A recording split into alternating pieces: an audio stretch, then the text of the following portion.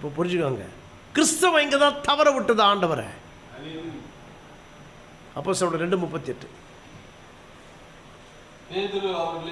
பேதுரு அவர்களை நோக்கி, நீங்கள் மனம் திரும்பி ஒவ்வொருவரும் பாவ மன்னிப்புக்கென்று இயேசு கிறிஸ்துவின் நாமத்தினாலே ஞானஸ்நானம் பெற்றுக்கொள்ளுங்கள், அப்பொழுது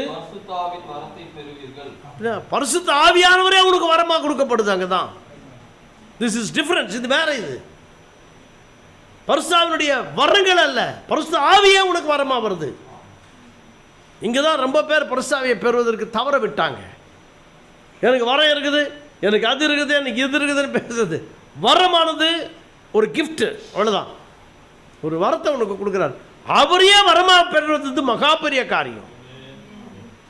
புரியுதுங்களா? அவரையே வரமாக பெறுவது.